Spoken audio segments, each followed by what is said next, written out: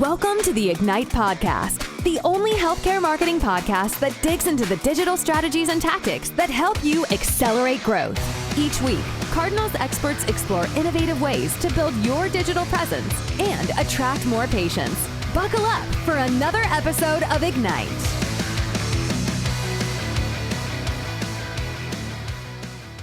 Hey everybody, this is going to be a really fun podcast slash video slash transcription slash blog article review. Yes, we cut the content in a million different ways. We've got Lauren, our SVP of Healthcare Marketing, helps grow all of our provider groups from 200 to 300 locations. So you're going to want to listen to everything she said. She has been in the trenches, not only talking with all of our clients, but talking with lots that are adjacent in healthcare on their strategies and how they've been impacted over the last year with COVID. It is, and I'm going to date this, and that's okay because I'm getting excited here. February 23rd of 2021, case volumes dropping around the country and vaccines are ramping up. I think we're coming out of this. So, Lauren, let's talk about what's changed, and then we're going to talk about in a post-vaccine world and where everything's returning back to normal and we can throw the masks away, what we're going to look like. But let's start. What have you seen as the biggest changes in healthcare marketing over the last 12 months? Yeah, I think the biggest change in marketing is the biggest change in just the patient interaction as well, which is companies had to go from seeing patients in person to seeing them online overnight. We had a client who was thinking about a telehealth offering by the end of 2020. And on March 16th, when the world shut down, we had a discussion around needing to flip the script. And by April 1st, we were up and running with a telehealth platform and nationwide campaigns to help people realize that they could still fulfill their appointments. They weren't going to have any downtime. So the marketing is really just a result of how we've had to change how we interact with our providers. How's the marketing change? Are we still doing the same thing? SEO, PPC, set you free? Yeah, I mean, foundationally, nothing has changed in the tactics. It's really about what are we saying? Who are we saying it to? Interesting in telehealth, and I'm sure a lot of provider groups have seen this, when you're seeing a patient virtually, location is not a barrier anymore. So we had these restrictions with our clients whereby maybe we were serving 5, 10, 15 miles from the practice. We needed to make sure that people could get into the practice for their appointment. And then all of a sudden, my only restriction is insurance. Where are they covered? So I can go statewide. It really opened up the floodgates for who could see, which patients they could see, and also for the patients, which providers were they able to access. And so it in some ways it made it less competitive, but in some ways it also made it more competitive because I no longer am restricted to the neighborhood in which I live. But still, please prioritize marketing in the neighborhood in which you live, because when we hit a return to in person, we want to be grabbing those people. We've had so many leads over the last year, Lauren. They say, yeah, we're ready to advertise in the whole Midwest. It's like, just think about this is not forever. Good points. Don't rob your local efforts of the funding that they need. If you have the appropriate budget, really what we're doing is we're setting up local versus statewide or regional or national, whatever their new limitations are. Just set them up separately, have slightly different KPIs, and make sure that you understand what each campaign is there to do. And Lauren, so let's talk about how things have changed from a digital marketing perspective, because a lot of groups that were relying on their physician liaisons going in and getting provider referrals, or going into hospitals and getting that list of 3 home care groups or hospice or skilled nursing facility, that's no longer happening. Have they come online? Has it been successful? Will they stay online? Yeah, I mean, they've definitely come online. There's been no other option, right? It's not like there's nowhere else for them to go. I mean, friends and family, and that really plays in maybe a little bit to the digital space as well, but mostly online. And I think it's the same as you and I not being in the same place right now and companies working from home. I mean, how can we ever forget or go back to the way it was? I just don't think that's possible. So there may be a new hybrid model whereby there's still a physician liaison and there's still the hospital, relationship, but is the end consumer just going to sit around and wait for someone to recommend them? No, they're going to go online. That's what they've been doing for a year and a half. Yeah, absolutely. They've been doing it and they're going to continue to do it. We have grown Cardinal since January of 2020 from 12 to almost 40 people here, only 14 months later. Now, some people could say everybody's come online and it's a bubble and it's going to burst and they're going to go back to traditional marketing. We just did our state of healthcare marketing for 2020 with a forward look in 2021. Let's give a little sneak peek here, Lauren. What did it say about traditional marketing and where healthcare marketers are planning to spend? Increase or decrease on traditional marketing this year? Decrease. And that trend has been the case, I think, since probably about 2018, but it was really accelerated this past year. People are not, unfortunately, people are not in their cars as much. So out of home is not really effective. And mail, I mean, I think about mail, and for a year, I wouldn't touch my mail because of, the fact that maybe it wasn't safe unless I really needed something. So there's just a change. We've all been changed permanently. Yeah. So the whole concept of traditional is really dropping at a faster rate than I think anyone projected it would in 2020 or 21. And those dollars have to go somewhere. So where are they going? They're going online. We'll take them.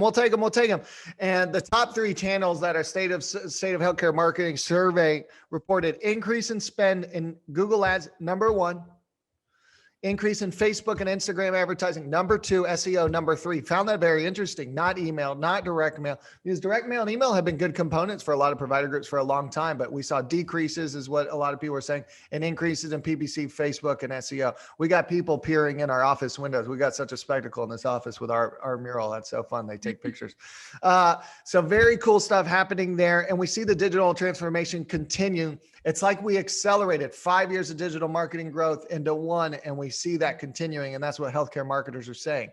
Now, with that happening, and we're driving more online traffic, what needs to happen on website to make it easier to book appointments? What are you seeing some of your more advanced provider groups doing that everyone else needs to be doing?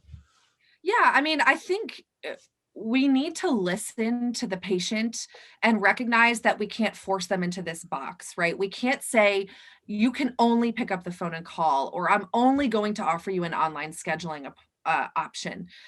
Look at the ways that potential patients are interacting. Some people are more comfortable on the phone. Some people want to make all of their healthcare decisions without ever having to talk to someone. So think about providing an option for each of those different user behaviors. Right. Have a scheduling online widget for the people that want to look at available times, pick when they want to come in, not talk to you, show up, do their thing, and get out. And then there's going to be the people that aren't sure maybe what service or who's the best provider. So have a phone option, allow them to live chat with you and ask questions if they need additional validation before they make a decision. If you are able and have the capacity operationally to have those 3 options, a live chat, a phone, and or callback, and then an online scheduling. 4. Yes. 4 different ways. 4. Yeah. Think about how, if possible, to make all of those available. Yeah, it's no longer acceptable for our provider groups to say, well, our front office isn't trained in that, or that's too much for our office manager. We can't take schedule online, guys. You're going to get left behind. The groups around you, they're going to get gobbled up, or they're going to become more advanced. And you're going to have to be able to book in any way that I, as a patient, want to book. You need to have all 4 available. And please, when you're doing your online scheduling, make sure that's connected to your practice management system. Too often, people are booking a time. It's not connected to anything, and the office manager is having to call back and say, actually, Dr. Robinson is booked at 2. What about 4? That just pisses people off. Let's not do that. Please make sure it's all connected, guys. Chatbots, people using chatbots. Are our provider groups using chatbots, and there's someone actually manning that, or it's automated? I mean, I think there's a hybrid model. We've all seen it in customer service when you're trying to buy something and it didn't show up on time, right? Yeah. So there's usually, just like if you call into a line and there's an IVR or phone tree, you can usually use a bot to at least navigate that person through a couple of simple steps. Are you looking to make an appointment? Are you looking for, your bill, or do you have questions about your patient records? That can be automated, so take a little bit of the burden away. But when someone does say, I'm interested in a new patient appointment and I don't know enough about your services, have a person available to actually answer their questions. And if it's not someone sitting there right now, have some sort of indicator on when they're going to be back or when they can call you. Yeah. Create options for the patient to get what they need. Absolutely. And don't make it difficult and not all automated, please. Like I find myself on the chat bots doing the same thing I did when I'd call in representative. I'm telling these damn chat bots, just put a human on here. I'm getting too automated. So yes, please have both options, but the ability to have a human answering questions is important, and make sure it's all HIPAA compliant if they are answering any questions. Yeah. Okay. So we've seen a big transformation. Give me one big thing our healthcare marketers are not looking at that they should be over the next year. Yeah. One big sneak attack they should be paying attention to. Wow. That is a loaded question. I think healthcare is tough. Personalization is a sticky situation because you want to provide the patient with the information they're looking for without violating the information that you know about them. So we're looking at ways that we can personalize the patient experience without crossing the line.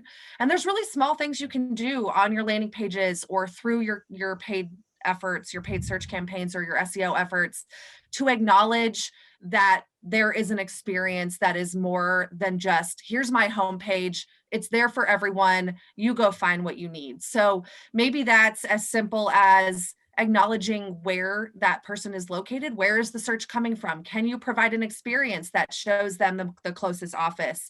Can you understand through the sentiment of their search that they are looking for information on insurance, and make sure that when they land on your site, whether it's organic or paid, that the page actually contains information and content on the topic that they've searched.